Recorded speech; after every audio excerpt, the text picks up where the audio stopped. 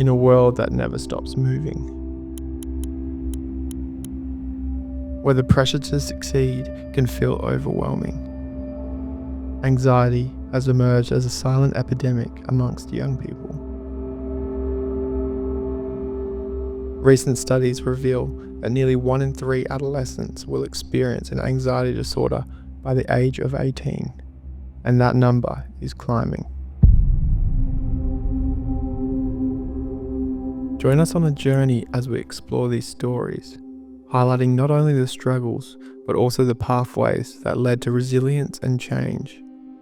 My name's Eloise. I'm 19. My name's Micah.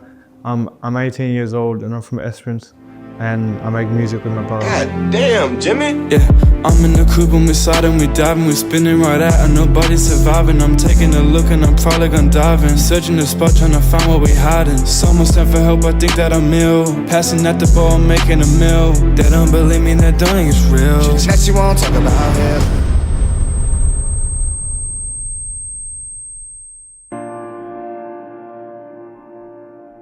Anxiety disorders are very common for Australian young people. Last year, in 2023, a recently published review found that across 7,500 Australian young people, about 30% of them had anxiety.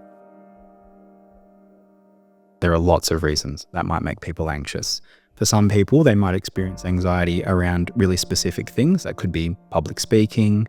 They might have an anxiety about germs, social situations, making new friends, body image, shape, weight, school. But then for other people, they might also experience what they sometimes call a generalized anxiety. And this just might be feelings of anxiety that you can't attribute to any specific event or occasion or person. It might just be a general feeling of unease and tension. And so it really depends on person to person why anxiety may manifest.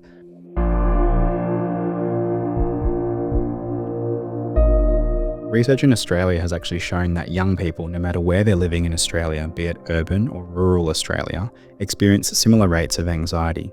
So kids who live in the cities experience similar levels of anxiety to kids who live in the country. Something about being a young person in general, doesn't matter where you are in Australia, can be hard.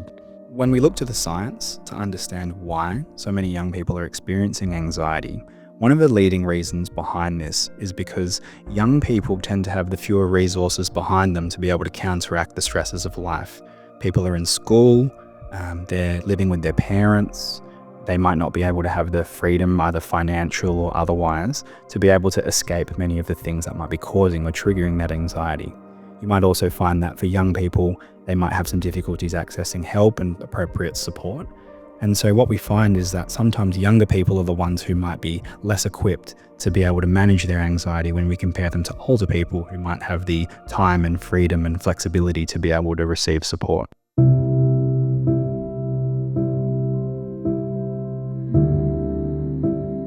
I guess people experienced it, but it wasn't really said. Like, it felt like it was just a normal thing, but like it wasn't a thing. Like it just felt like, okay, this is, like it wasn't an issue. Everyone kind of experienced it maybe, but like you wouldn't talk to anyone. I wouldn't say anything to anyone because I felt like, well, I never got told really, but I didn't really know what anxiety was probably.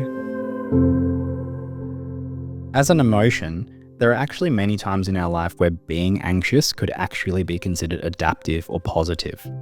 If we're in a situation where there actually might be a very real threat, then we would want our body to prepare to react to that threat. We wouldn't want to be caught unaware. So there are many times in our lives where we actually may experience some benefits to being anxious. For people who are experiencing anxiety, they might find that difficult to hear. That type of response is considered entirely appropriate for people to kind of develop that anxiety response. Where we notice it becomes a problem for young people and for everybody experiencing anxiety is when there may not actually be a perceived threat, or when the perceived threat is incredibly unlikely and it's getting in the way of you being able to live your life how you want to live your life. For a lot of young people in Australia, you may have had a smartphone from a really early age, and you may have been expected, if not pressured, either by yourself or other people around you, to be available all the time. That can actually make things really difficult for when you want to do things that are actually good for your health and well-being. If you're unable to be present with your friends or your family because you're worried about other people messaging you or contacting you, or there's this expectation that you should be up to date or available all the time, that might not only be a risk factor for your anxiety, but it might actually take away from a lot of the benefits of those in-person, really valuable opportunities to spend time with loved ones.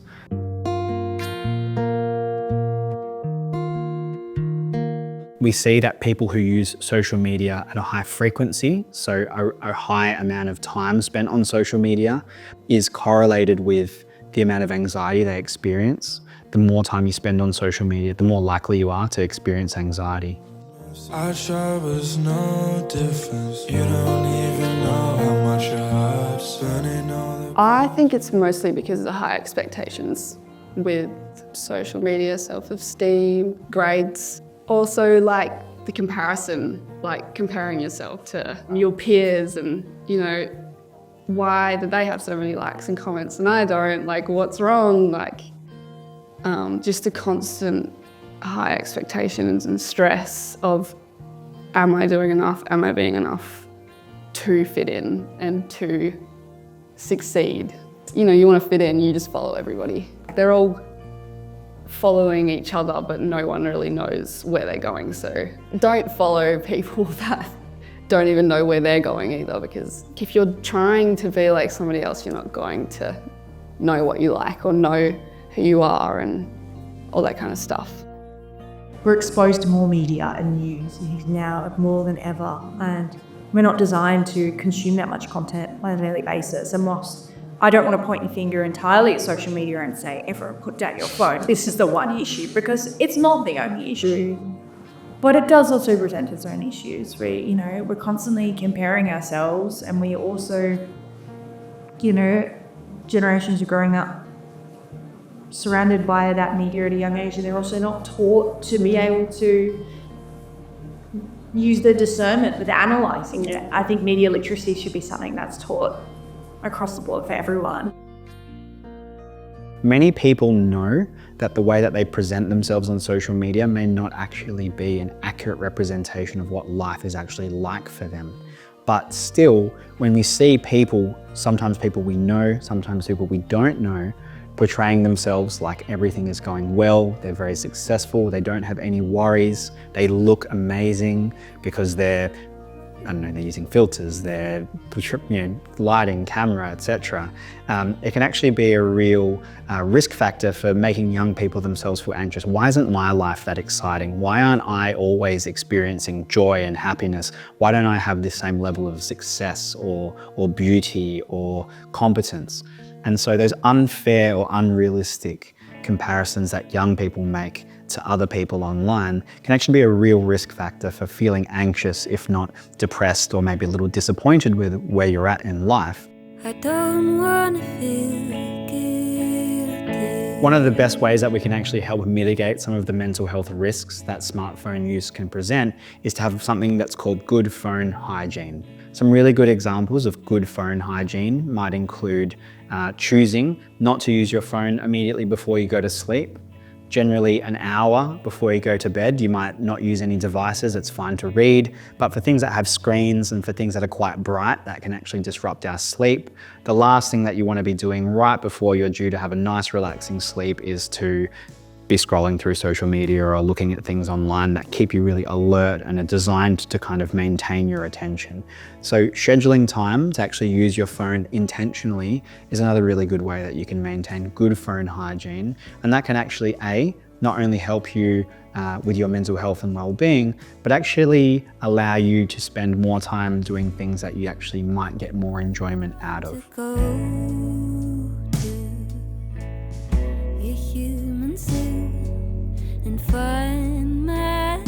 Oh, it's all social media that's making young people anxious. I think it's a little bit of a cop-out, and I actually think that people need to listen to young people and understand, well, what is it making you anxious? Is it school? Is it social relationships? Is it the fact that you're not sure what you want to do in later life and everybody's asking you those annoying questions, what are you going to do when you grow up? To pin all of young person's anxiety just on social media can actually be risky because you actually might miss out on really valuable opportunities to support that young person.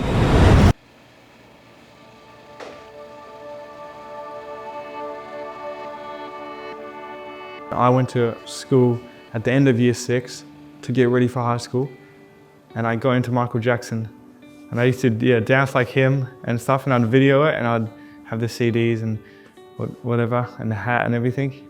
And then one of the videos got sent around throughout school, and people used to always like mock me and say stuff. And then there was like a group of older boys, so I think year 11 and 12s, who would, when I was year 7 to year 9, throughout that, like they would pick on me and they would like, I don't know, push me around, like I guess bully me and physical. So that kind of wrecked listening to Michael Jackson for me, and it, whenever the songs would come on, I'd get, I guess, nervous and like cringe because I didn't want people to say anything because it was just annoying, I guess, and embarrassing.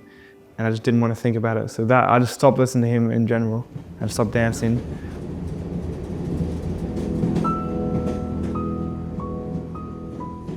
Many young people who experience anxiety related to social situations may actually experience that anxiety because of a previous event that's happened. For example, people that have been exposed to bullying may develop anxiety as a response to that. If a person is giving you a really hard time and that person is at school or at your sporting club or somewhere where you frequent, it's perhaps not surprising that your body is reacting in a way where it's preparing to face that threat. And that's what that anxiety response is. You're tensing up, you're feeling nervous, you're feeling worried, you're preparing to either fight or flee. Now in Australia, about 15% of young people will experience bullying within a 12-month period. And across the lifespan, about 1 in 4 people will be bullied here in Australia. So it's a really common and significant issue. And the long-term consequences of being bullied are also very well established in the research. And so being the victim of bullying or being victimized by somebody can have really long-term impacts without appropriate support or intervention. Probably when I was like 9, 10, and I don't remember specifically what it was, but it was something that I couldn't explain to anyone, but it felt like a fight or flight mode in a way, but because I was young, I didn't know it was anxiety until when I was a bit older, when I was like 13, 14.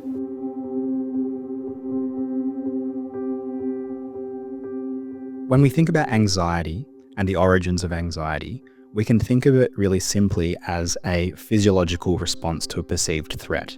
There is something that is causing people worry, and people are preparing, their bodies are reacting, they're preparing for action to fight or to flee.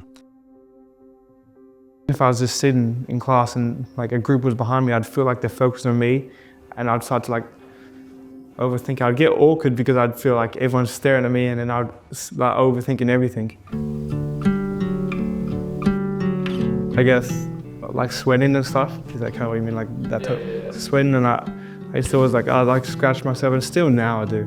And I think it started in that when I'd be awkward, and I'd know that like throughout class or at the lunchtime when I didn't have anywhere to go. It was a lot of just feeling really uncomfortable all the time, especially in social situations, being around people, just kind of freaking out really easily about really small stuff. I also unassumingly.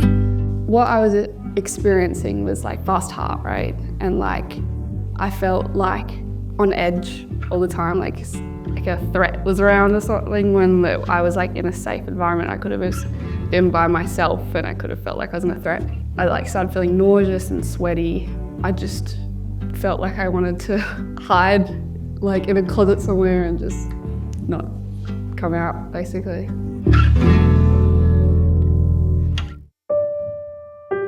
In Australia, research that spanned the last 20 years has actually shown that the rate of anxiety in young people has increased by about 50%. I think that there is a lot of pressure that's been put on them to perform well academically, to have everything sorted out by the time you're ready to graduate high school.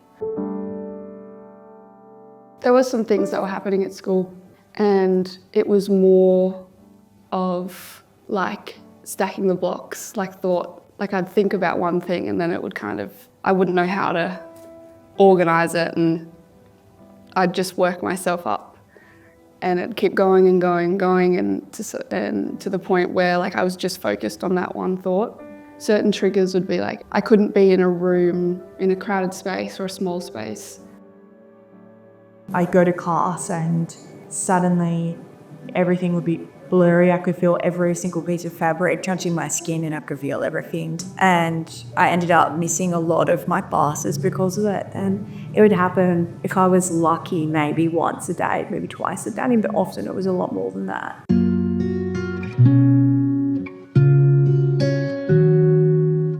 I lay awake at night, and I wonder where you've been. I wonder who you're with. Throughout year 7, I didn't have any close mates. I had my brother in the year above me, but still, like, it didn't feel like I had anyone to help me out when stuff would happen. So I tried to talk to the teachers, but they didn't do anything, and they said they couldn't do anything to help me. Like, it just felt like, whatever, this is something like everyone kind of experienced maybe, but like you wouldn't talk to anyone. I just felt alone. I didn't have anyone to go to with the issues. Like I could hang around other guys, but no one like who was a close friend. I couldn't talk to anyone about that. I guess, yeah, isolation to an extent maybe. So like keeping to myself, or just trying to avoid situations and avoid being around where everyone was hanging out. I guess I used to think there was something wrong with me.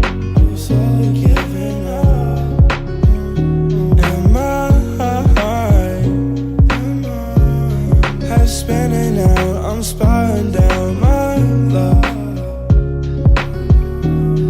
I don't know. It's really common for young people to avoid the thing that is making them anxious. So if you're really anxious about academic performance and tests, people tend to avoid homework and study because it's the thing that's making them anxious. Now, in the short term, that might bring some immediate relief to anxiety, but in the long term, this can actually be a real disservice to you, and it can actually make the thing that was causing you worry or anxiety even more worrisome or more anxiety producing. What I would say is that generally speaking, that avoidance behavior can sometimes be a short-term benefit, but a long-term risk. So if avoidance is something that you find yourself doing a lot of, trying to find strategies to not avoid the problem, but to more adaptively address the problem will be really helpful for you in the long term. A lot of the people that went to my school, they were doing ATAR and had no idea what they wanted to do. So they were putting all of this pressure on themselves, studying all the time and having no end goal or like destination of what they want to do. And they put so much pressure on themselves to do well and succeed without having a goal. You're just going to go on a loop. But also, you're not meant to know really what you want to do at 16 or 17. Like, you're just meant to be a teenager. I think I was trapped in this bubble where I thought this is my forever. And there's so much pressure to have everything figured out right then and there, of like what you want to do, who you want to be. And when you're dealing with that and you're also struggling, no wonder you're anxious.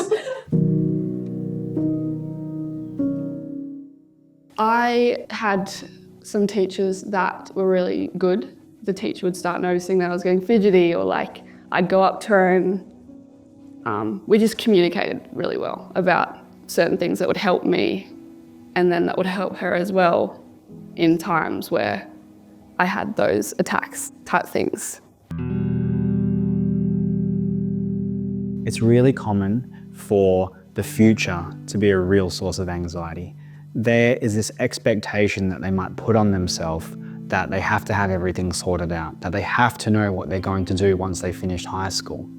And people around them might be asking the same question. And it's not uncommon for parents, loved ones to say, what are you going to do when you finish high school? And usually that comes from a place of care or interest. They want to know what your plans are.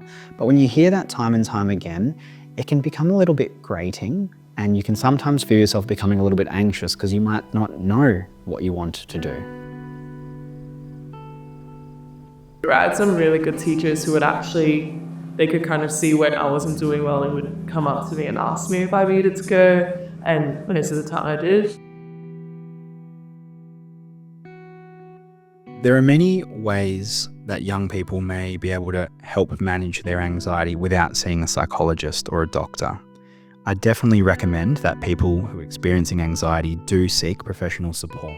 But in the meantime, we know of a lot of different strategies that young people can actually do themselves that can actually help reduce or help them manage anxiety.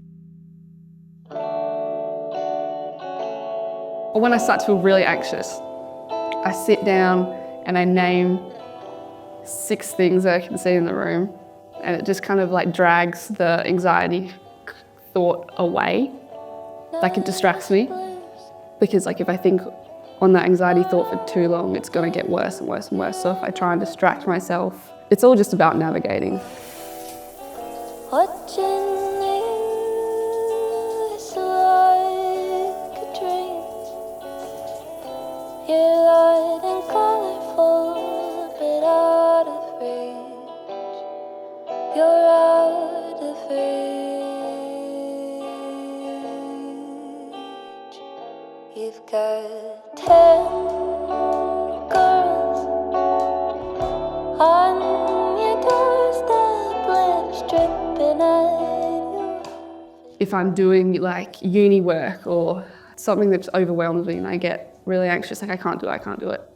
I take a break, I'll go for a walk in the park or something, or I'll play guitar or something like that. It's just things that it makes me happy. Okay, the whole thing's off. What are you talking about? She never wanted me, she wanted Joey the whole time. So I guess I'd keep to myself. I'd just play my games, I'd listen to my music and just kind of, or watch shows, because I guess it made me feel better because you could escape reality for a little bit. While you're playing the game, you focus on that, or you listen to the song.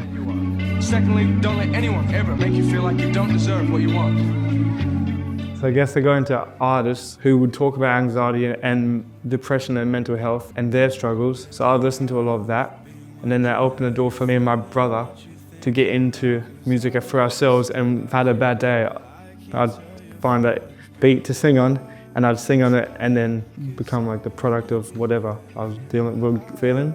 Even if I wasn't directly singing about what I was feeling, you could still just be like, okay, I'm just expressing how I feel. I started feeling better about myself because I had some way to express how I felt, and it didn't feel like I had everything kept inside of me. I could talk about how I felt. The space between your silence and the words I need. Every night I'm losing sleep. Can you see? I do what I can for you, even if First it was scary because it felt like, well, I'm putting everything I feel out there, and people used to have stuff to say, like, again, people used to mock me. But then music started getting better and sounding better, and then people thought it was cool. And I started feeling better about myself because I had some way to express how I felt, and it didn't feel like I had everything kept inside of me. It was like I could talk about how I felt, and then I started getting a bit of a fan base.